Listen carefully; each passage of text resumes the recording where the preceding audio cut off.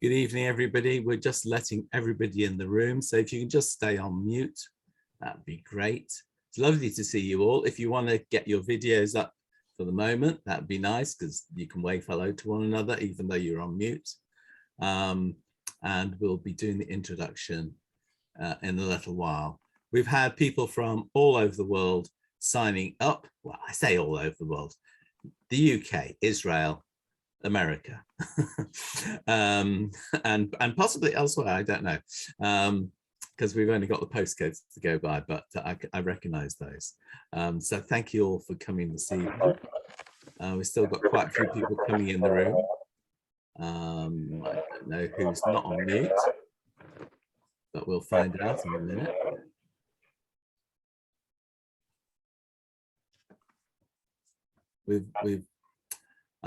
We're very pleased to have Karen Diamond from AJR, who's helping in the background tonight. So I know many of you will know Karen and all the team from AJR. It's fantastic. We've got a lot of people in the room. We've got 56 people in the room so far. I know we've had a lot more signed up, so I expect we might end up with a few more. We're going to be flexible on time tonight.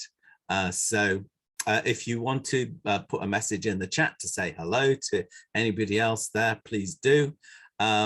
We are billed to run for 60 minutes, but I'm making it flexible if you've got lots of questions that Alessandro and his team are happy to stay on for 75 minutes. We'll just play it as it goes. But I think we are just about ready to start. So,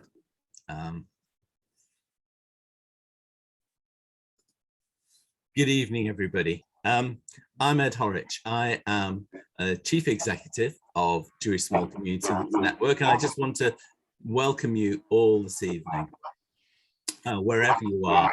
As I've said, I think somebody's mic needs muting a little bit. We have got people from all over the UK, not just from Lancashire and Yorkshire, and people from Israel and America as well. I know for sure, and possibly other places as well. If you don't know anything about JSCN, if this is the first time you've taken part in a Jewish Small Communities Network event, Jewish Small Communities serves the people who live in small communities all over the UK. Now then, back in 1907, I counted them up. There were 88 towns with Jewish small communities in them. Now, in 2022, 115 years later, there are still 72 towns with Jewish small communities in. So if you think that regional life is dying out, maybe it's not dying out as much as you thought. And in fact, in some places, it's really thriving. JSCN serves all the communities in those towns, plus families living remotely and isolated individuals as well. And we provide a gateway for anybody who needs to interact with small communities, whether that is social workers, individuals, statutory bodies, other organizations. All those people amount to that Jewish part of the population, 55,000 people, around 20% of the UK's total Jewish population. That's a huge, huge number. And goodness only knows what the results of the latest UK census is going to show us. We rely on people like you coming to our events and supporting us with some donations as well. And we know that many of you just regularly give £5 or £10 on a regular basis every month. And I thank you for that. It really, really makes a big help. Many of you have given us a small donation tonight. And during July, for this event and July, we're running a prize draw. We've got from the publishers a copy of a very fascinating book. I've been reading it. It's called People Love Dead Jews. maybe the title's a little bit off-putting, but actually it's a fascinating read by a fascinating author. So we're going to do a draw at the end of July, and maybe one of you will get a free copy of that book. We're pleased to be partnered by the Association of Jewish Refugees tonight, and also many other organisations like Jewish Rep Council and Manchester Rep Council have supported us, and the Northern Holocaust Education Group as well have all been spreading the word about this event tonight. Holocaust Centre North, well, Alessandro, the director, is going to tell you all about Holocaust Centre North, which is a renaming of an organisation which you might have visited or you might have heard about. Last year, I bumped into Alessandro in Bradford after the memorial service for the late leader of the Bradford Reform Community, Rudy Lever. And that chance encounter resulted in this event tonight. It's a unique opportunity to get a sense of the importance of the work of the late Lillian Black and the Holocaust Survivors Friendly Association, which is how this exhibition centre, which is now called Holocaust Centre North, came about. So really thank you to Alessandro, to Harry, to Hannah, to Anna, and everybody at Holocaust Centre North for making this event possible. Like I say, we anticipate running for at least 60 minutes, but it might be 75. So please do try and stay with us. I know we've got people from all over the place. If you've got questions, please feel free to put them in the chat during the event, because you might forget them. I do. And we will have lots of questions and hopefully a lot of answers when you've seen the presentation. So welcome to everybody. And now I'd like to hand you over to Alessandro Bucci and his team. Thank you very much, Ed, and thank you very much to everybody who is here today that has found the time for us here tonight. And yes, I am delighted to be able to give you an introduction to Holocaust Centre North, especially for those of you who have not come across our organization yet. Yes, my name is Alessandro Bucci, and for about a year, a year and a couple of months now, I've had the honor of being the director of the Holocaust Survivors Friendship Association, Holocaust Centre North.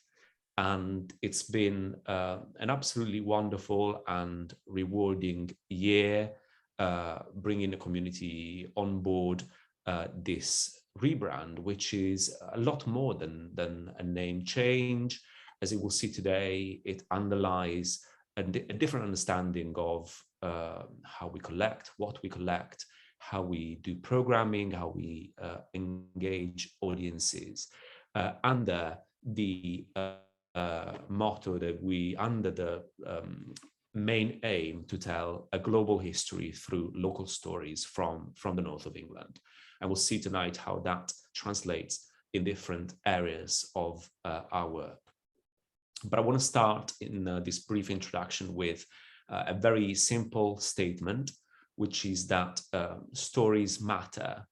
They can be used in many harmful ways, but they can also be used to empower, humanize, and inspire. And without stories, we cannot remember the past, understand the present, or imagine a better future. And this is why it's my great privilege to be able to introduce our story, our institutional story.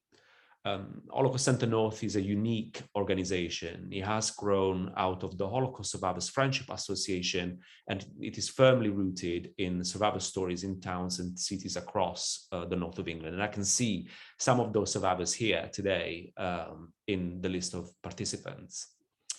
Since our formation in 1996 to provide friendship and support to Holocaust survivors who fled Nazi persecution and resettled in Yorkshire, Leeds in particular, we have gone through many changes.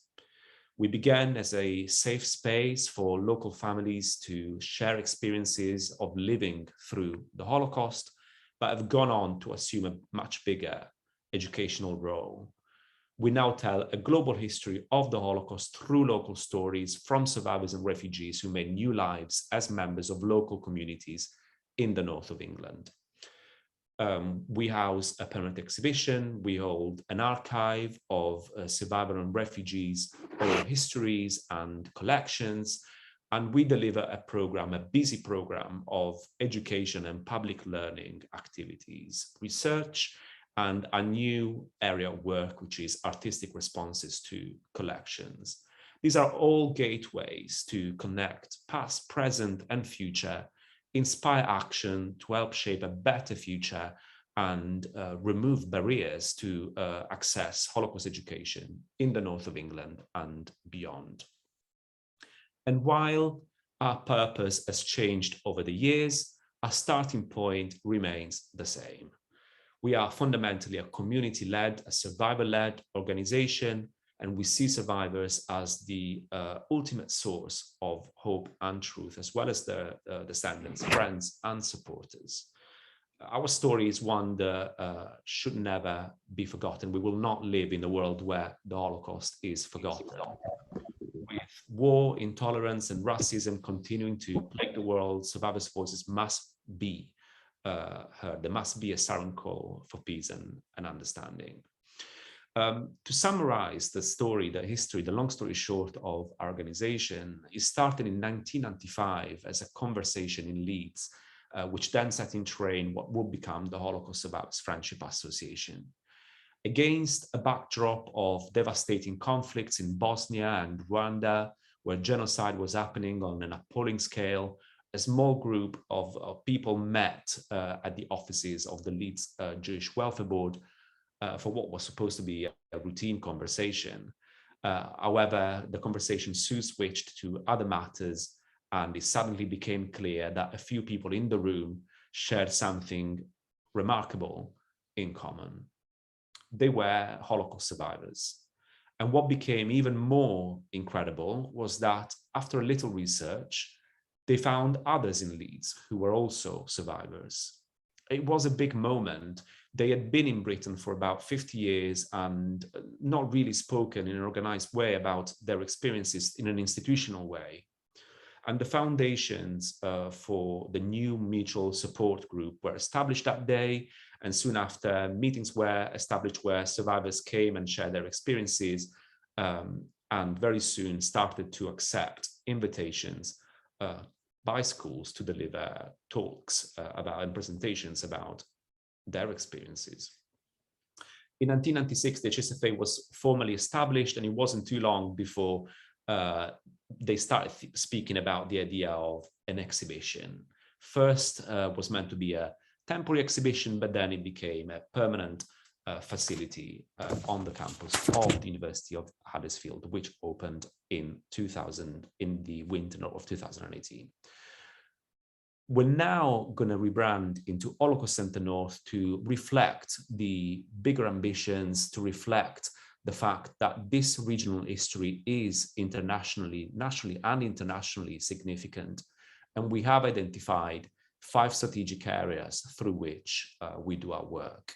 And those areas I'm going to summarize now are exhibition and learning center, public engagement and learning, a growing and living archive, research, partnerships and artistic collaborations, and support and friendship remains firmly one of our core areas.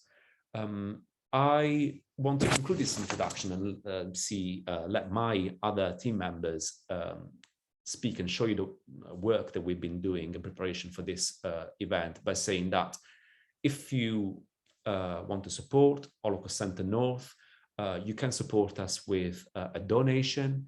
A regular donation helps us go even further. And very soon we will be announcing a new membership initiative called the Northern Line. Its purpose will be to enable children, grandchildren, relatives, friends, and supporters of Holocaust survivors embraced by communities across the north of England to continue their witness of generosity, tolerance, and remembrance. The Northern Line aims to strengthen bonds and links across generations in northern communities. And Holocaust Centre North is creating this forward-looking initiative so that the northern line of witness is not broken for the next generation. The northern line will work by coming together, by sharing ideas and networks, by finding ways to continue what Holocaust survivors in the North began in schools, in galleries, in public spaces, in exhibitions, in print, online, in ways that we haven't even thought of yet.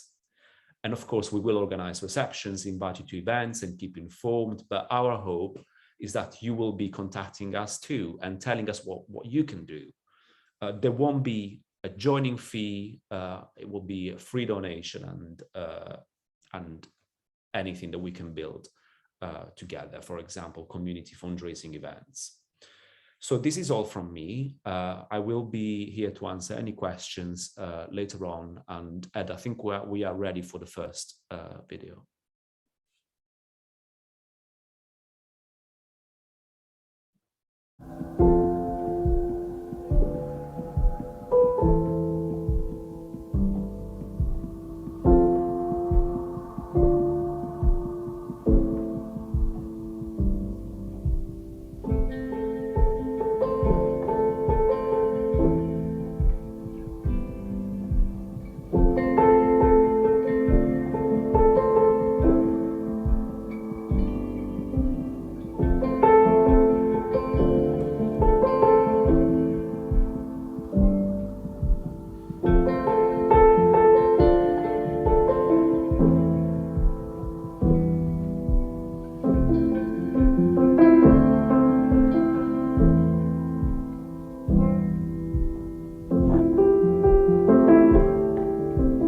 That's just for on and off.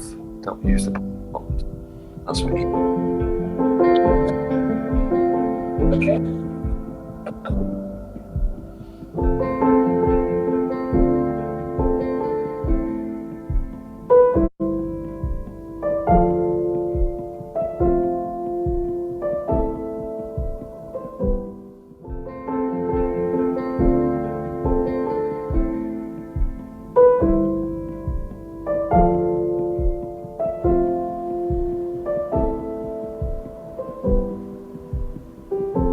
Hi, welcome to Holocaust Centre North. Come on in. Hi, welcome to Holocaust Centre North. I'm Hannah and I'm the head of learning here. So we opened in 2018 as the Holocaust Exhibition and Learning Centre, and this year have transitioned to Holocaust Centre North. We were established by a Holocaust Survivors Friendship Association, which is a charity. It was started in the 1990s by survivors themselves for support, care, friendship of people who had been through similar situations. They slowly all realised they were doing educational things, going out into schools, etc. And from that, we were born. So we have this exhibition here at the centre called Through Our Eyes, and we follow the lives of these 16 people. Now in our archive we have 90 stories, but we chose these 16 because there is a large spread of experience here for both survivors of concentration camps, ghettos, etc. and child refugees, and also locations. So for example, we've got Eric Hirsch. Eric was a child survivor from Poland who was in various concentration camps and ghettos. We also have Suzanne down here. Suzanne was a hidden child in France. And then we have over here, for example, Berta. So Berta was from Poland and her family decided to flee east rather than west, as many did. And they were actually imprisoned by the Soviets in a gulag for a few years. We have the information boards, which tell you the facts, the figures, the historical content, context of what happened. And then we use the 16 survivors. So we tell the personal stories of the 16 survivors through their objects, through video testimony that visitors can listen to and watch. For example, we have one of our objects over here. So this belonged to Heinz Geik, who was a young German Jewish boy who lived in a town near Nuremberg in Germany. And we've got a picture of him doing the high jump. And then we have 2 ID cards. So these ID cards were for a Jewish sports club. So when the Nazis came to power, Jewish people were no longer allowed to associate with Aryans in any way. And this is his ID club for a Jewish sports club, the only one he was allowed to join. We use this as an example of how the discrimination and prejudice was insidious in the way that it affected every aspect of life, of culture, of socialising, of society, even down to which sports club you can join. So here we have some suitcases. Each one of these suitcases represents our child refugees who are featured, but we use these to really focus on the journeys people made. So on each tag we have their name when they arrived in the UK and details of their journey, as well as some little quotes, photos, etc. We really find that journeys are useful in the education programme because they show not only what happened, but how people got to that point. It wasn't just a wake up one day and everything changed, it was a journey. And these are really useful as well to talk about current refugee situations and contemporary relevance within the programme. So here in this cabinet we have an arrangement of objects, but we're just going to talk about one or two. So first of all, we have this letter up here at the back. This is actually a letter in which a Jewish family is being told that they've been fined because they've bought too much coffee. So the Nazis had fined them because they'd gone over their ration allowance for coffee, which for Jewish people was even lower than the general population. So it's just another really good way of showing that insidious nature of the discrimination, the prejudice, and how the Nazis controlled every aspect of life. And then we also have this beautiful red scarf up here and this dressing gown cord, which are on loan from Trudy Stillman and belong to her mother.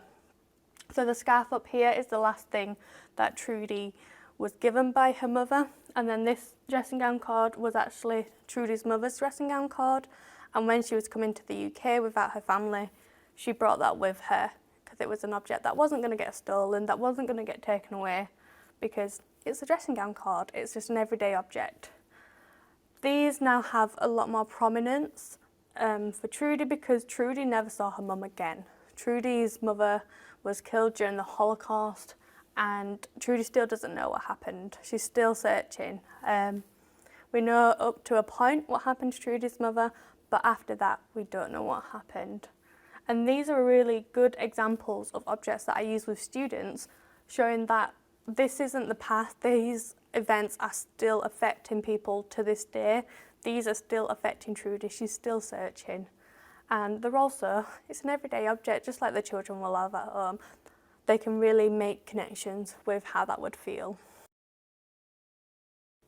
So here we have one of the untold stories of the Holocaust, and this is the story of enemy aliens. So Heinz over here, the same gentleman from the ID cards, the sports cards, he had fled Germany because he was Jewish and it wasn't safe for him, but after war breaks out, we interned him because he was German. So like this quote says here, in Germany he was kicked out because he was Jewish, whereas here he was interned because he was German. It doesn't matter that he was a refugee from Germany. And Heinz always said that he wanted to fight the Nazis probably more than most British people, but he wasn't allowed to do that. Now some enemy aliens were treated fairly well. Heinz and his family were treated horrendously, and Heinz and his brother were actually sent over to Canada on a ship that the conditions were terrible. But this is one of the unknown stories that in Britain we don't tell enough.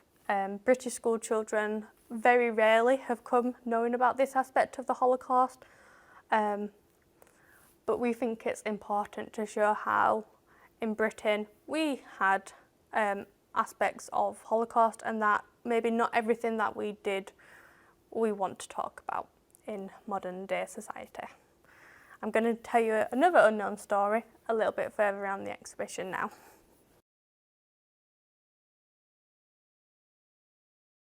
So over here we have our board focusing on hiding and rescue, and in this rescue board, and in a lot of the boards actually, we have put little touch points of stories that are unknown but we can use to expand either in our education programme through travelling exhibitions, and one of those is this section here talking about Albania and how in Albania during the Holocaust the majority Muslim population refused to give up their list of Jewish people, and they protected their Jewish citizens, and at the end of the war most of their Jewish citizens had survived because of this. But we use this as a really good example. We've actually had a travelling exhibition based on this as well, of how communities can work together.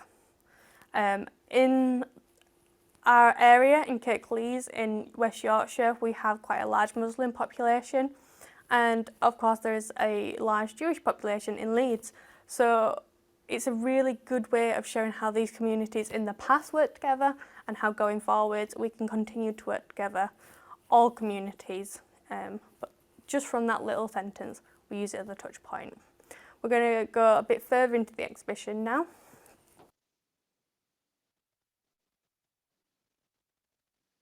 So as well as using touch points through the words that we use, we also use them as images. So the images in the exhibition were very carefully resourced and decided upon which ones to use so that we could use them as explanations of what happened, but also telling relatively unknown stories. So for example, this photo up here, not a common Holocaust image as we have many that are widely known within society, but this one is one that isn't. And these are a group of nurses in Hadamar Euthanasia Centre, where disabled people were killed because they were disabled and were no use to the Germans.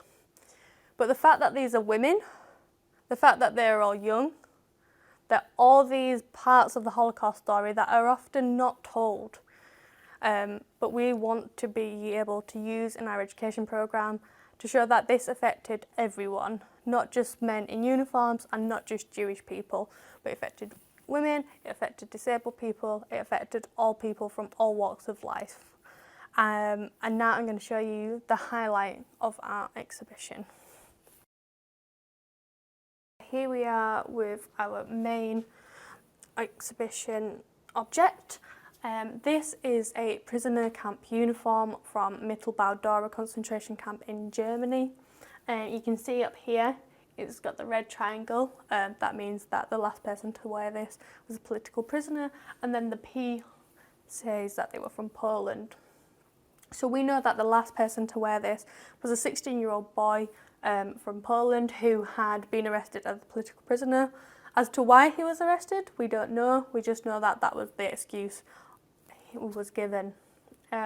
We have this because we have a connection with Mittelbau-Dora Memorial, because one of our survivors, Eugene Black, was imprisoned there at the same time. They never met in the camp, but they did meet afterwards, after they both had survived.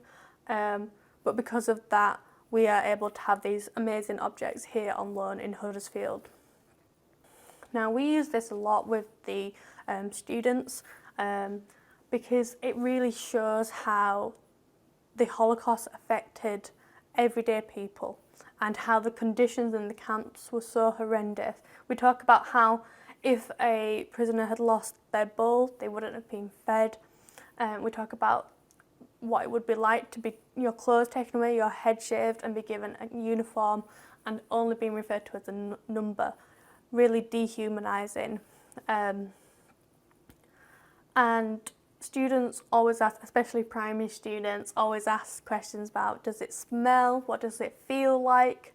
So it's making it really real for them, the fact that they can see it, although they're not normally allowed to touch it. It doesn't smell, it's been cleaned, because the guy who wore it at Liberation, took it back home with him, washed it, kept it safe until he donated it when he was elderly. And we're lucky enough to have it here in Huddersfield. So here we are in our final space of the exhibition, and this focuses on after liberation, so life after, because these are survivors and we want to emphasise that. They survived, they went on, they built new lives, they had families, and they all settled in the north of England. So this part of the exhibition really shows their stories of what happened afterwards, what happened to their lives afterwards, and how they came to be part of our community.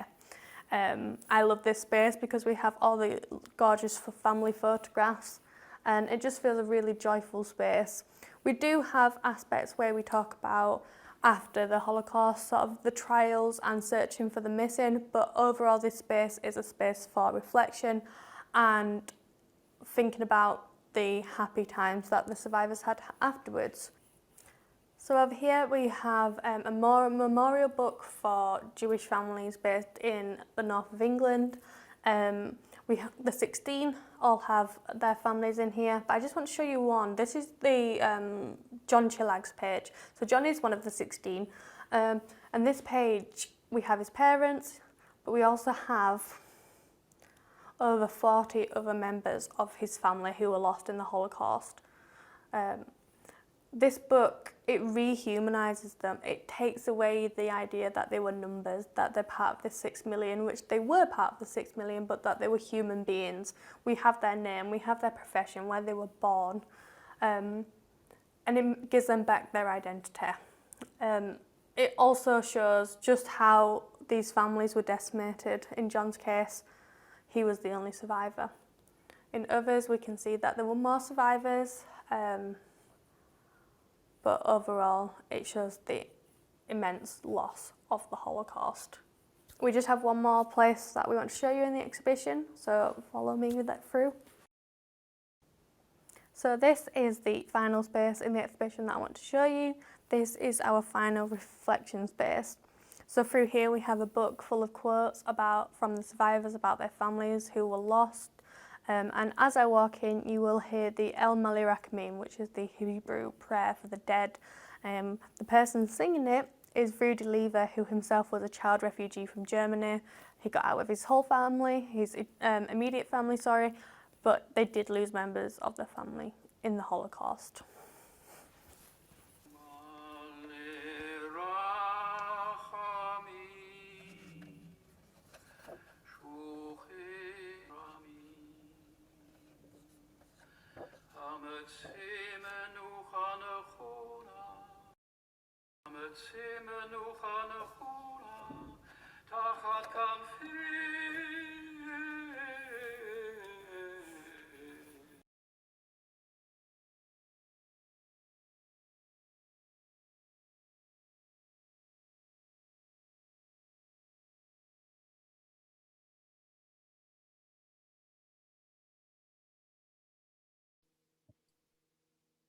I think we're back over to you, Alexandra, is that right? Yes, so we thought this could be an opportunity to take some questions, and then we're going to move to another member of staff, other members of staff, our archivist and curator for contemporary practices, who are going to tell you a little bit more about our work beyond the exhibition and the learning program. So Ed, how long were we thinking for questions? Well, shall we give this 5 minutes and see how it goes? And obviously there will be more opportunity to ask more questions, which I'm sure will come after seeing our archivist and curator at the end as well. So we've got a few. Do you want to take some out of the chat? Because people have been putting questions in the chat. So I'll ask one, which is from Lynn Marie, I think. What is the best way you think to teach children about the Holocaust, especially those in the non-Jewish community who may not have the same understanding?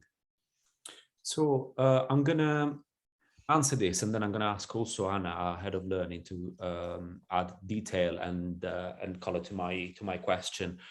We find the local relevance always works really well. The moment in which they realize survivors have made new lives in their neighborhood, the city where they live, is always a moment of revelation. It's the moment in which they realize that this global history has had and continues to have an impact also on local areas. we are developing our own approach towards education, which is rooted in survivors' testimony, first-hand experience, rather than huge geopolitical events, and that is our strength. We're also developing a series of new sessions called Hands-on History, where children go into the archive and learn to use an archive facility, something that, for example, I didn't learn until, well, after school, for example. We think that's a skill that kids should have. Or making things, responding to collections, things that they can take with them and continue that relationship with us after the visit.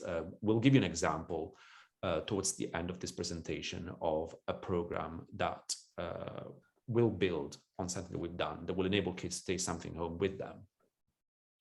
So yes, I think if that answers the question, our personal view is that an emphasis on lived experience, drawing it back to contemporary relevance is always key for children. And there's another one here which is asking about the relationship, because the Holocaust Centre is based at Huddersfield University. So it says, what's the relationship between the centre and the university? Is there interest from the university staff and students? So we remain an independent charity based on the university campus, but yes, there is a lot of interest. We basically, right now, to us, it feels like everybody on campus, a lot of faculties on campus want to engage with us. We have textiles from all sorts of disciplines working with us. From history to law to business to textiles to art and architecture. Those are spontaneous visits. Then we have several collaborations. Right now we've got a program with graphic design students responding to our collections. But then we also have the master program in Holocaust and Genocide Studies, to which we contribute actively by lecturing. Everybody in my team contributes with a lecture that relates to their specialism, whether that is display or heritage or history or education.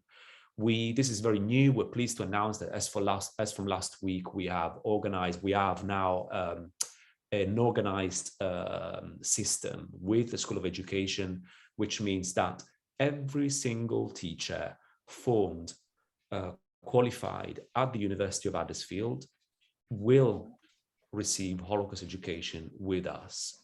That means that every single teacher that is qualified at the University of Huddersfield will then go into schools in West Yorkshire and beyond, having received Holocaust education. And we are looking forward to be able to evaluate the impact of that when the program starts. And we think this is key. But for us, what really is important is not preaching to the converted, go beyond people that should be interested, like history students, and reach out to as many different disciplines as possible. And you will see in the second part today how multidisciplinarity, interdisciplinarity is a fundamental part of how we approach Holocaust education, and I believe something that we are very, very strong in. Thank you, Alessandra. I mean, this is fascinating. I loved Hannah taking us around this first part, because although my wife's been to visit the centre, I've never been. So this is really sort of first time viewing it. And I hope everybody else is getting the same out of it as I am. There's a couple of big comments, and they're not questions, but they're comments in the chat. And maybe we'll pick those up a little bit later. People who are from Huddersfield and maybe other places and who are doing work in the field of Holocaust education. But I think probably we want to sort of press on and see the next part, and then that will give us more time for questions. Is that okay with you? That works really well for me. Okay, well, I'm just going to bring up the next movie. And do you want to say a little bit about it before we go into it, or do you want me to just play it? We can play. We will see our archivist, and then we have a live presentation from our curator of contemporary practices. And this part is as important from the first one, but we will move from education to developing the collection, and we've got huge ambitions for our collection. Thanks, Alessandro. Here we go. Let me just pick that one. And let's see the next part. Hi, I'm Harry Yonkers, the HSFA archivist, and it's lovely to welcome you all to find out more about our compelling archive and the work that we do. So the HSFA archive has two main branches. We have the organisational records of the HSFA from 1996 to the present day, so that shows a history of all the activities that we do, and we also have personal papers such as these. So we have 80 sets of personal papers, mostly relating to Holocaust survivors and refugees who made their homes in the north of England, and some are of associates. So for example, we have a collection of correspondence from the 1930s between a Berlin bank clerk and a local Huddersfield journalist. So whilst neither of them were Holocaust survivors or refugees, they're very illuminating into how German perceptions of the Nazis changed over the years. So the collection spans from the 1880s to the present day, and we have physical, original material, as well as digital records. The collection is relatively small, it's a modest size, but it's regionally and nationally very significant. It's also very special because it's a living archive, and by that I mean not only are we proactively expanding our collections, but the collections are also heavily used by staff, students, researchers, educators and creative practitioners, which is very exciting for me as an archivist because it means that the material doesn't just live in the box, we're actively using it all of the time. The archive is also special because the collections are very survivor focused, like the wider HSFA, and we have strong relationships of trust with the survivors and their children and wider communities, which means that the collections have really strong provenance, so we know a lot about them. And even more wonderful from an archivist point of view is that if we don't know something about an item, very often we can go back to the families to find out more. So for example, last month we made a fantastic discovery of a small collection of glass plate negatives, and we quickly digitized them in-house on a light box, and we were able to go back to the donor family who gave them to us, who live in Leeds, and show them the pictures and ask them if they recognised any of the people in them. And they got in contact with their cousins in Switzerland, and from there we were able to put names and places to the images. The collection has grown gradually from 1996 onwards, and the personal papers such as photographs and objects, correspondence and documents, these grew in parallel with 4 projects that we did in the 2000s and 2010s, which were to capture testimony of Holocaust survivors who made their lives in the north of England. And it was only since we opened the centre in 2018 and more recently that we've very proactively been collecting archive material for its own purpose. So in terms of what we collect, as mentioned, we have physical material and we have digital scans and photograph of material. We have testimonies with survivors and second and third generation, so audio and visual interviews. We also have artefacts such as you've seen in the museum, so toys and household objects. We also have a collection of textiles and clothes and artwork. And as well as the original material, we also have secondary material, by which I mean records created by the survivors or co-created with the survivors and ourselves about their experiences. So for instance, books or zines or graphic novels and animations. Some of the research strengths of the archive include the pre-war Jewish life of European families, kinder transport and child refugee experiences of persecution, so in the ghettos, the camps and slave labour, and then post-war or also during the Holocaust, making a new life in the north of England, and finally intergenerational testimonies and experience, which is a more recent and expanding area of our work. So here we have some of the photographs and postcards and ephemera that illustrate pre-war Jewish life. For example, we have this Viennese lady's 1922 railway pass, and we have postcards from Cairo and Genoa. And then this wonderful photograph is from the Cubi collection, and they were an Austrian family who lived in Czechoslovakia, and they've given us over 500 photographs which span from the late 19th century onwards. And in terms of teaching, this is a really magical collection because it covers everything from holidays and hobbies and days out, celebrations, and then obviously their pets. So our young pupils and students find these particularly interesting to look at because it really demonstrates that the people who were persecuted in the Holocaust lived normal and everyday lives like you and I. We also have lots of records pre-war relating to families who were trying to leave or who did leave occupied Europe. So for example, this is a receipt kept by Susie Schaefer, who came to England. It's from 1939, and it shows that she paid 20,000 Reichsmarks to leave Austria as part of the so-called Jew tax. And we also have lots of correspondence relating to families who were writing to relatives abroad or trying to secure exit visas and working visas. And we also have lots of correspondence that complements this receipt that relates to claims for compensations. So in this case, Susie kept this receipt and used it as evidence post-war to gain compensation from the government. We also have lots of wartime records, such as travel documents and ID documents like passports, and lots of correspondence. So for example, we have letters sent via the Red Cross.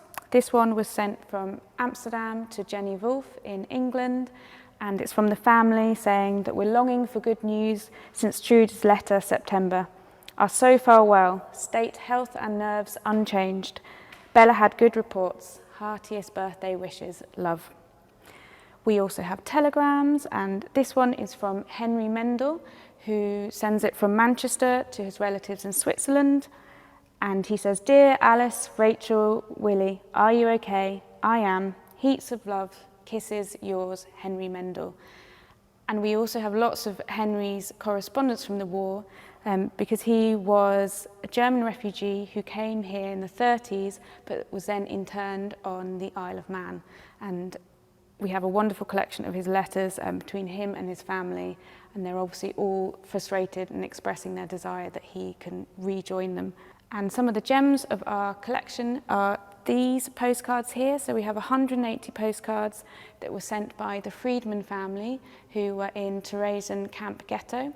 And the postcards are from Hugo, Hilda, who are husband and wife, and their 2 children, to their family friend Irma, who lived in Vienna, and she managed to survive the war, and she kept all of these postcards.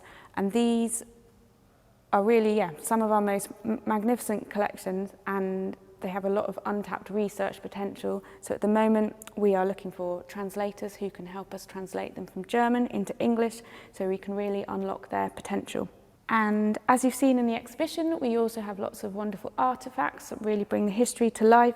So this toy belonged to one of the child refugees who came to the UK in the 1930s, and it's a little garage that he owned during the war. And finally, we also have this item, which belonged to John Csillag, who was a Hungarian refugee, and he settled in Leeds after the war, and he was really instrumental in setting up the HSFA and its educational activities.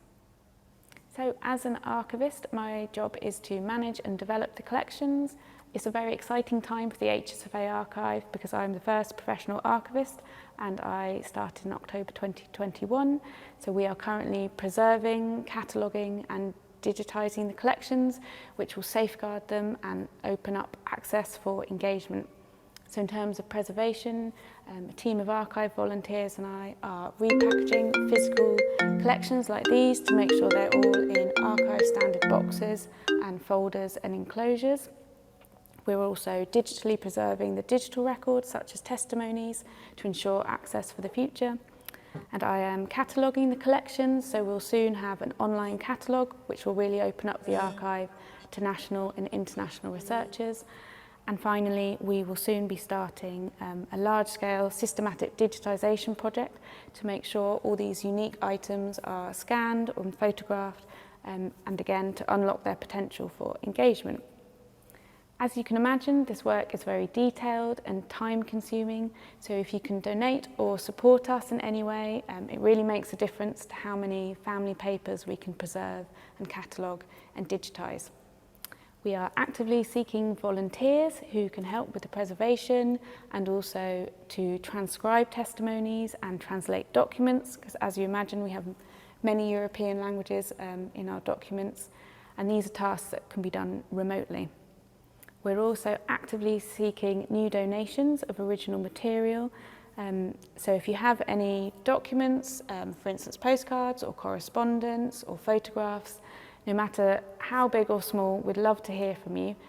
Even just one, say, receipt or ephemera, like a greetings card or a postcard, can make a real difference. It can illuminate an aspect of the refugee or survivor experience that we didn't know and tell an unknown story. So please do get in contact with us if you have any Holocaust connections to North of England, or if you'd like to find out more, or for example, if you'd like to find a suitable permanent home for some original archive material, or if you would allow us to borrow some of your family papers and then we can digitise them and share the scans and photographs with you, or if you'd like to be interviewed to talk about your or your family's experience. That would be wonderful. Thank you.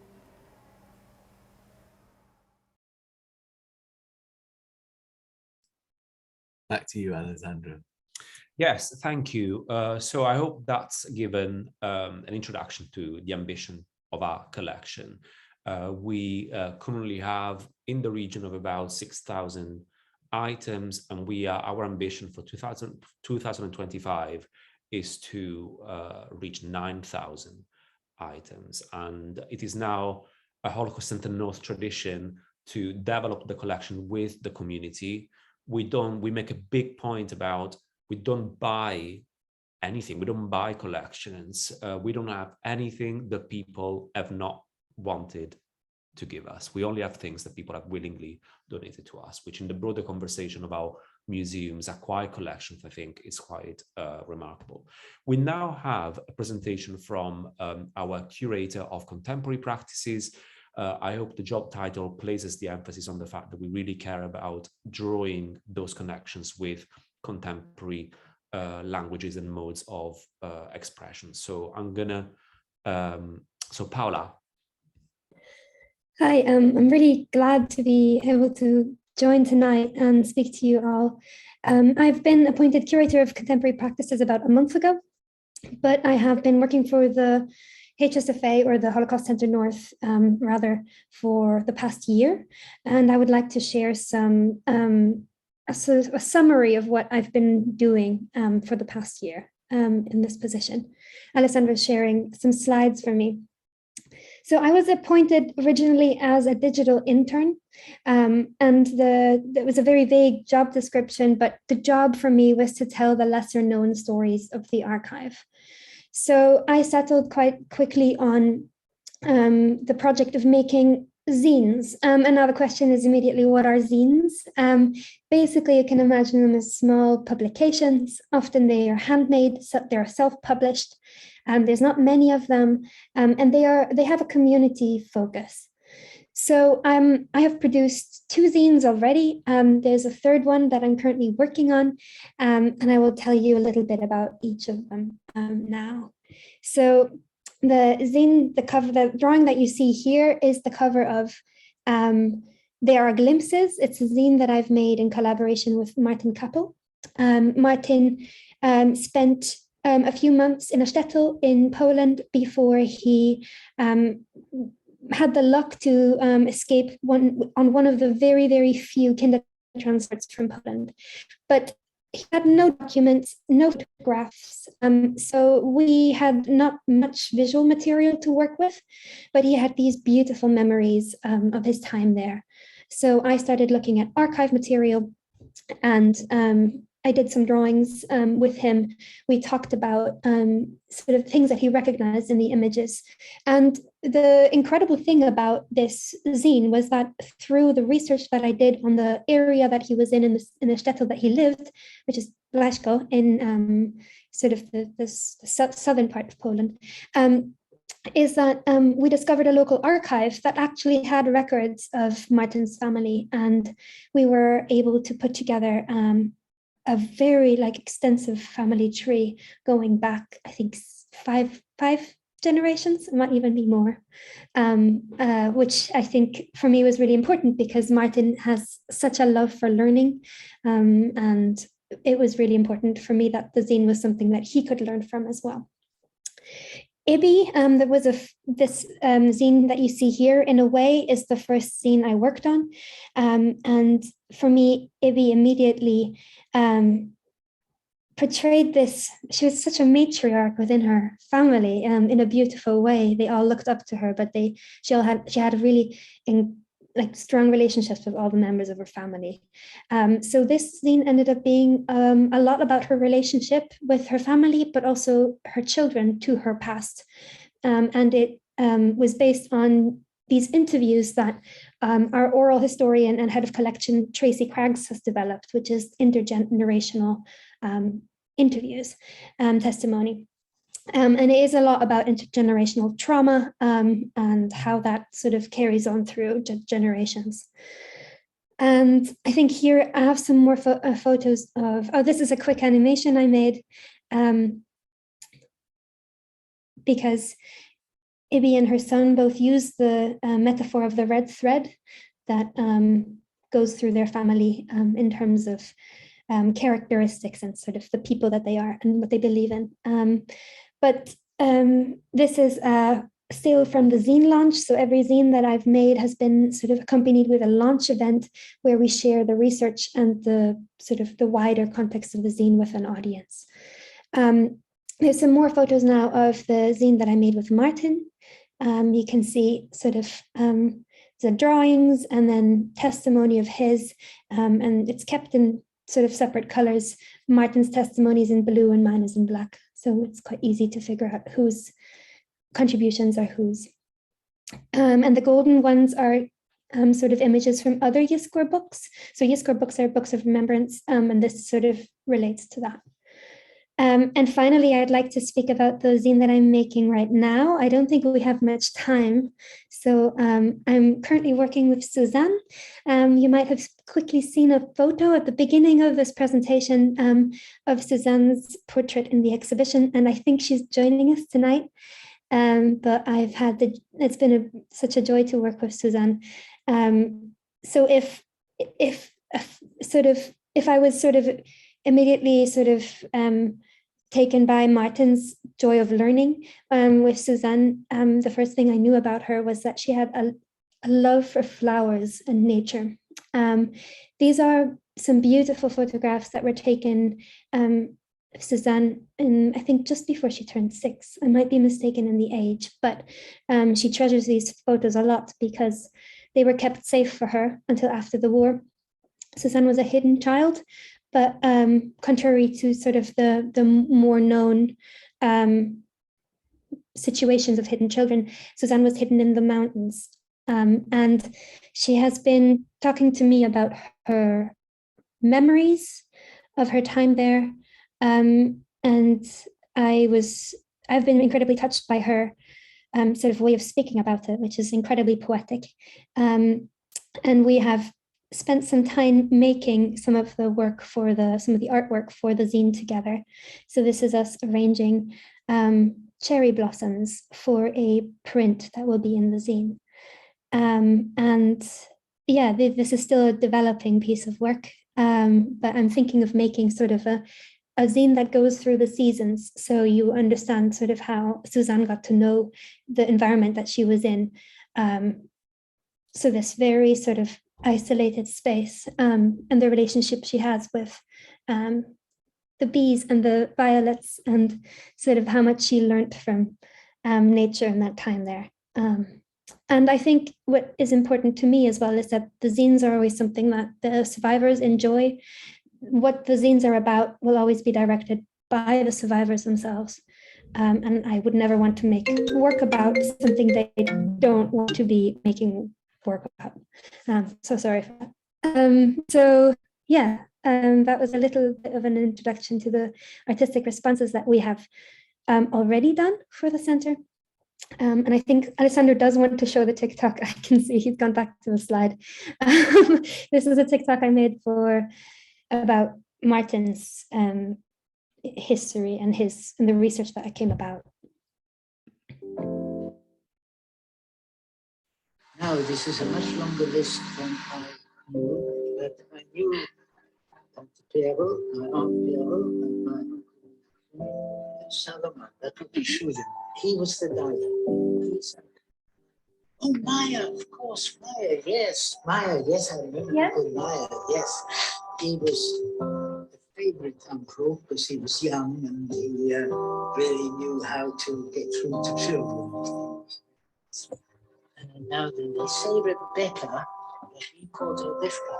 I remember her. And she was in fact a young girl.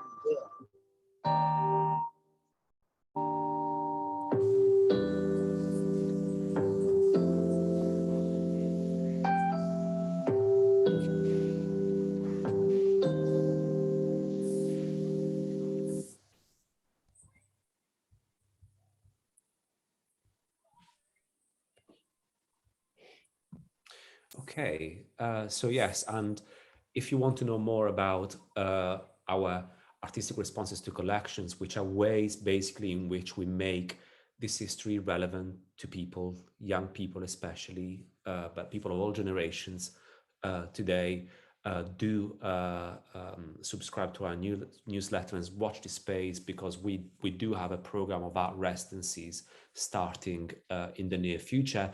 But you can also follow us on social media, and if you've got people in your family, grandkids in particular, who are on TikTok, do let them know about this TikTok page, Lesson on Stories, where Paola shares the making process of her work with survivors for the zines. So I think it's now time for questions again, if anybody has got any. Yes, maybe we should go to a gallery view so that we can see people on screen. If you've got a question, raise your physical hand, or if you know how to do your digital hand. We can't see everybody. Some of you have got your pictures on, some of you have got your pictures off. If you put your digital hand up, it'll suddenly shoot up to the top of our screen. So if anybody would like to ask any Alessandro or Hannah or Paola about the work that they are doing, now's the time.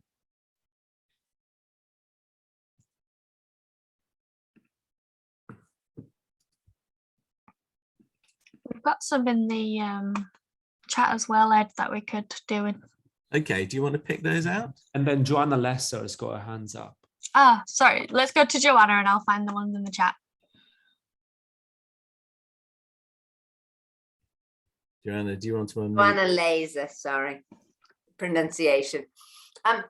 Is this still being recorded? So could I send the link so my brothers could watch it later? Yes, we're going to put the recording on the JSCN YouTube channel. So anybody who's been in this meeting, will send that link out after the event. Well, will you send it by email? Yes, we'll send it out to anybody who's registered. So yourself, you'll be able to pass it on. Thank you. We've got a question from Marilyn asking, what are our plans for survivor talks in schools when the survivors are no longer here? So I'm glad that question was asked. We are developing a new way of doing interviews, which are intergenerational interview. In fact, there are some people in this room today that have been working with us to produce intergenerational interviews. And we think, you know, there is a huge value in interviews with descendants of survivors, not only because they can tell the parents' story, but because they can tell their own stories as members of the second and third generation. And we think that's very, very important. So we are doing that, and that is part of the plan. We already have members of the second generation already going into schools for us. We've got Brian Ratner and then Josephine Jackson. So Brian, if you want to ask first. Hi, thank you, Alessandro, for answering my question earlier about the work that's done within the university, the response to the university. But part of what was behind my question was that, given that we know there's quite a lot, quite significant degrees of anti-Semitism and anti-Jewish feeling within campuses, and particularly from the NUS currently, that whether there is any sort of sense of that within Huddersfield University, or whether that's not a feature of the relationship between the campus and the centre. Yeah, it's another very good question, and I actually should have answered this before when you asked that, because it is inevitably very important to us, considering that we are in a very international context and campus. I will say that we are working very closely with the Jewish Society on campus, which do a fantastic job, by the way. The Jewish Society on campus is a group of Jewish students, but I have to stress they are open to everybody that wants to learn about Jewish culture, and most importantly, as important actually, fight anti-Semitism, educate, safeguard against anti-Semitism in the present. And we are very much led by the community on campus about that. And the results have been absolutely very productive and wonderful. Thank you. Thanks, Brian. Josephine, would you like to unmute yourself and then you can ask? Hello. I'm delighted to have the opportunity to talk.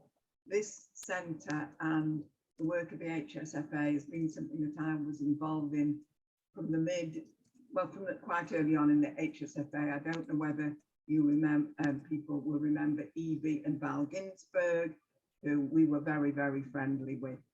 And they got me involved, although I'm not a survivor myself, but I was approached, I think I said in my chat, by the Leeds Rep Council, because it was felt that they needed a younger group. I was younger at the time, in 2000, and I've got to say that I chose Kinder Transport because two of my aunts had taken in Kinder in Sunderland, and it's been, you know, the expression, you get out of life what you put into it. I've given talks to so many different groups and had so many different reactions. And as somebody I think has already said, people just, if you're not directly involved or you're not Jewish, people have no idea of even what Kinder Transport was. I've talked to church groups, and you know, maybe one person out of an audience of 40 had heard of Kinder Transport.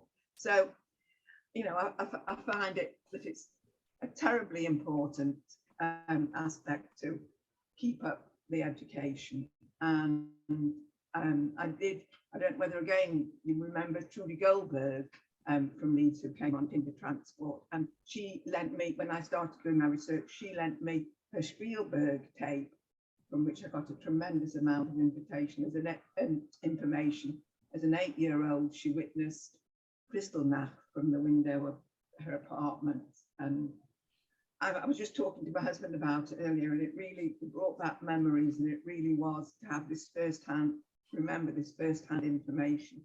Although, as I say, I'm not speaking from experience myself, but I have collected a tremendous amount of information, and I think I am able to get the message over, and people do seem to be very interested. And I tell the children that they're the messengers, and you know that the bullying, you know, can start the most horrendous, can have the most horrendous results, and they must speak up if, you know, somebody's doing something that's not right. So I just wanted to add that, and also I know that Trudy Silman is on, and very, very dear friend Trudy. She stood by me and helped me from the very beginning when I very first started in 2000 talking to schools. She came with me, and so I'd like to say a special hello to Trudy.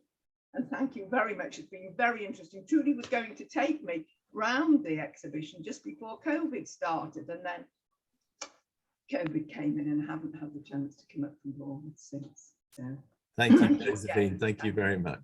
But Josephine, you're always welcome, and I'm sure I know that Trudy and I will give you a tour if you yes. want. Well, we hope to in the not too distant future to get up north, because we do have family in Yorkshire. So I look forward to it. It's so difficult with this COVID for everybody.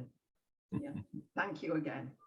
I think Gwendolyn had her hand up occasionally, and I think Simon's going to put his hand up. I don't know if Gwendolyn wants to ask a question or whether that was an accident. But Simon, you were putting your hand up. Let me go to you. Yes. Simon Winston. I put it as a question, but you mentioned Arik, and just now you've mentioned Ibby and Val Ginsberg.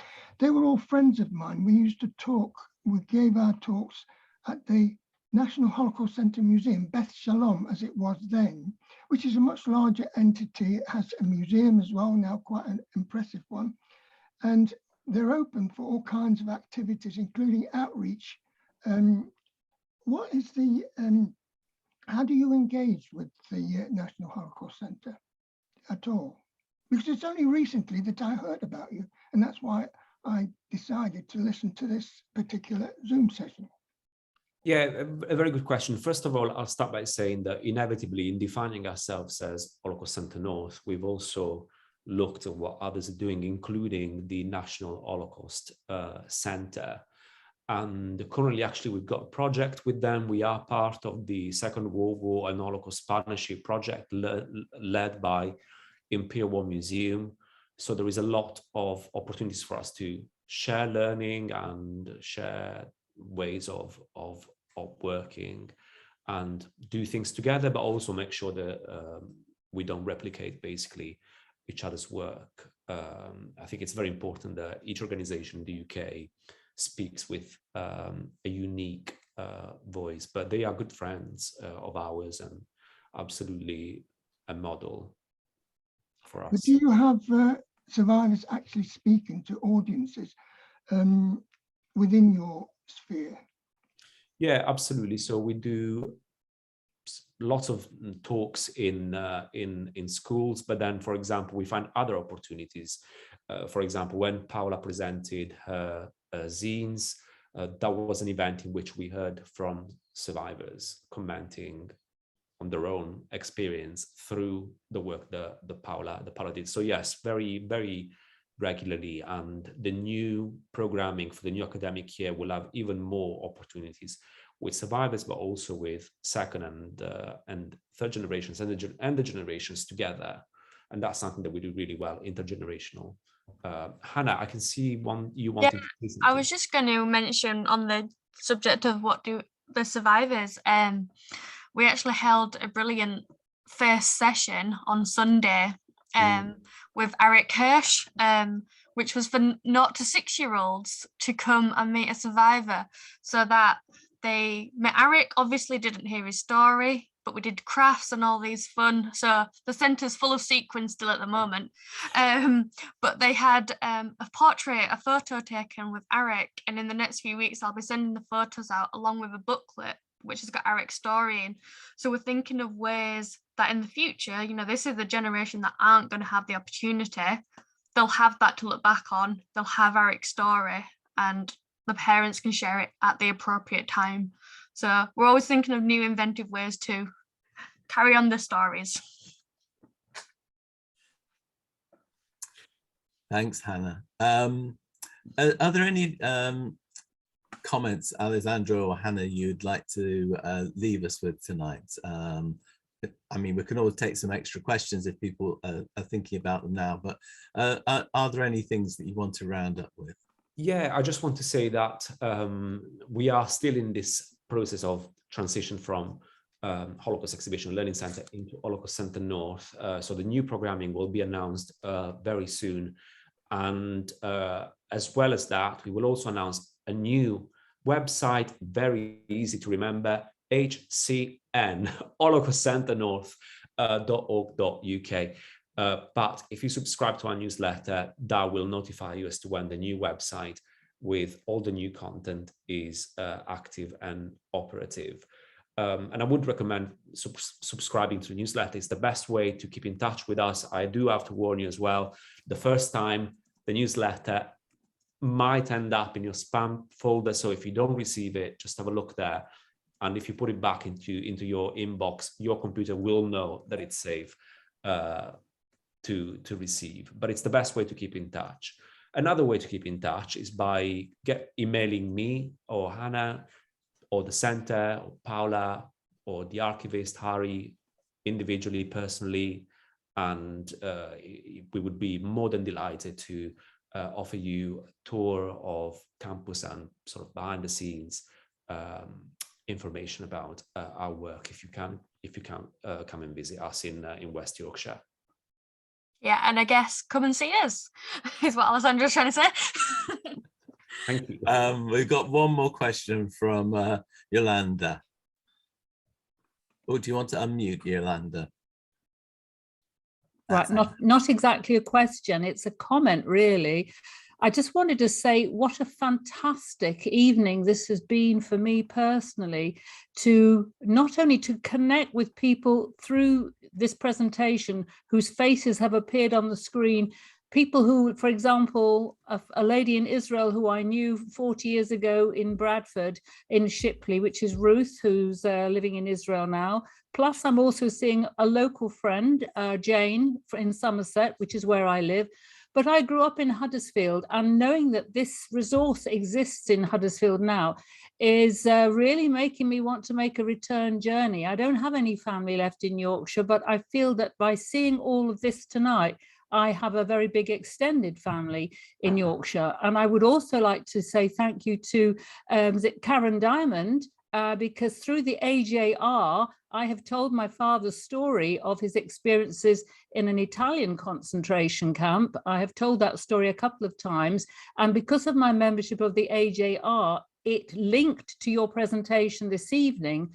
And without my membership of the AJR, I would not have known about anything about what you're doing in Huddersfield. And I have contacted Hannah, and I can't wait to be involved in whatever capacity you can find for me. So kol hakavod, it's a fantastic evening that you've put on. And to Hannah and all the team, I really do take my hat off to you. Yolanda, thank you very much. That's such a wonderful comment. Honestly, I think it summarizes, yeah, it's incredibly hard work doing the public facing work and the behind the scene work. But I think your comment is just why we do it. And yes, come and visit us. We will be delighted to give you a tour of the exhibition, let you know the other work that is going on. If there is a school session, you might be able to see that as well. And absolutely, you actually highlighted something really important, which is as a young organization, and I mean, the center, and we've existed for 4 years, 2 of them in lockdown. We have struggled with getting the word out. So yes, if you can let people know that we exist and that you think we do a good work, that would be absolutely priceless. Yolanda, that was a great way to end this evening. I've got a couple of things I want to say before we close up. Alessandra, one more thing, yeah. I just wanted Trudy to speak, because I've seen a hand that's been up for a while. Yes, well, I think I wanted to end this as the Honorary Life President to say it's wonderful to see our expanding situation, and I wish you, all of you, good luck or good hard work to make it grow, because it is really in the memory of Lillian Black, who really got us into Huddersfield University. And it has been a great evening for me to see all this work coming to fruition. Thank you, Trudy. Thank you so much. And thank you to all those who've joined us. I know we have many survivors here tonight, and many of you who come and finding out about the centre for the first time. I do know that if you're in the Manchester area, that Whitefield Schule is organising a coach trip to the centre in August, the beginning of August. I also know that somebody, I think it's the Rep Council in Leeds, is looking to organise a coach trip to the centre as well. So if you're in those vicinities, then please do try and find out about them. I'm sure Alessandro and Hannah and Paola will send me some information that we can email out later in the week. The recording of tonight, it'll take a few days for us to get it together, so either later in the week or the beginning of next week. We'll also let you know that that is up and running and where to find it as well. Please do go to the jscn.org.uk website to find out about any future things that are going on, or any of the work that Jewish Small Communities Network is doing. We are all about bringing people together, and it's been fantastic to have you all together with us tonight. So I've been Ed Horwich. Thank you for coming. Good night. Enjoy the rest of the week and enjoy visiting the centre when you get a chance. Thank you. Good night, everybody. Good night. Shalom. Bye. Bye. Bye. Bye, Trudy. Bye.